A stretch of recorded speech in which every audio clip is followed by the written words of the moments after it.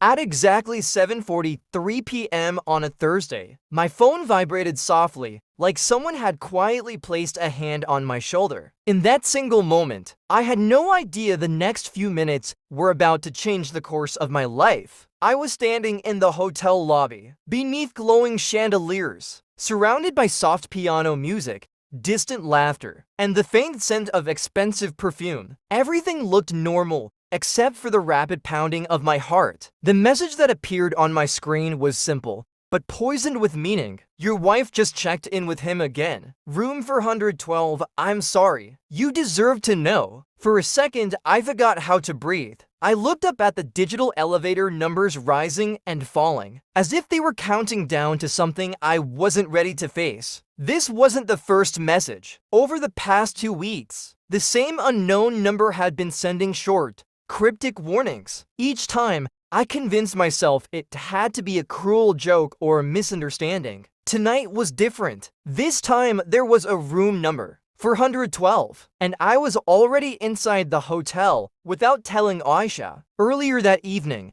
she had said she had an important office dinner meeting. She mentioned her phone might stay on silent and that she'd be home late. I nodded like I always did, but somewhere deep inside, a quiet doubt had already begun to grow, and now, with this message, that doubt had taken shape. I tightened my grip around my phone. My fingers felt cold, yet there was sweat on my forehead. Standing in the corner of the lobby, I asked myself the question I had been avoiding. Was I really here to confirm my worst fear? Or had I trapped myself in my own imagination? At the reception desk, a young woman smiled as she handed key cards to guests, unaware that my world felt like it was seconds away from collapsing. It seemed like the entire universe was moving through an ordinary evening, and I alone was standing at the edge of something dangerous. The elevator doors opened. A group of people walked out laughing. I stepped forward. With every step, those words echoed in my mind. Room for 112. It wasn't just a number anymore. It was a test of trust, of love, of everything I believed in. I didn't know what was waiting behind that door. Betrayal, misunderstanding, or something far more dangerous than I could imagine. But I knew one thing. After tonight, I would not be the same man I was at 7:42 p.m. The elevator ride to the 4th floor felt longer than it actually was. The mirrored walls reflected a version of me I barely recognized.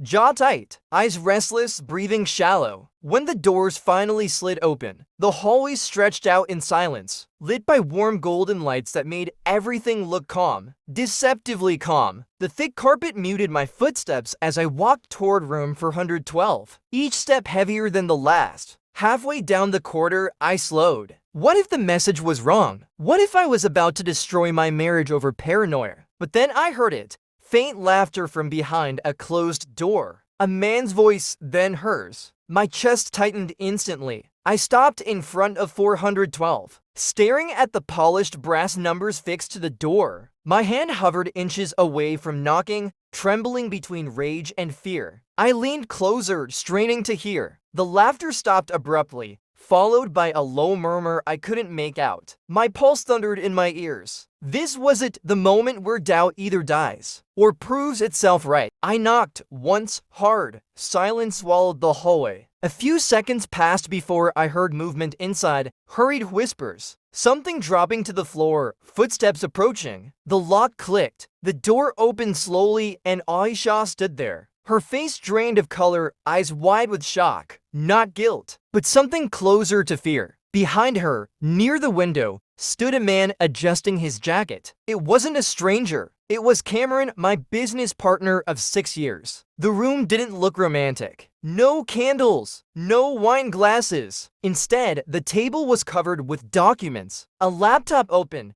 charts scattered across the bed. My mind struggled to process what I was seeing. What is this? I asked, my voice cold and controlled. Aisha stepped aside silently. Cameron didn't meet my eyes. And that's when I noticed the papers, contracts, bank statements, and a file with my company's name printed across the top in bold letters. Cameron finally spoke. "Your company is collapsing," he said quietly. "You're weeks away from bankruptcy." The words hit harder than any betrayal could have. Aisha looked at me, her voice unsteady. "We didn't want you to find out like this. Investors pulled out. There's debt you don't know about. Cameron's been trying to fix it." My legs felt weak. I grabbed the back of a chair to steady myself. The anonymous messages. They weren't exposing an affair. They were forcing me to face something I had refused to see. I had been so consumed with suspicion that I never noticed my own business falling apart. Cameron slid a document toward me. "I booked this room so we could figure out how to save everything before it's too late." My phone vibrated again in my hand. Another message from the unknown number.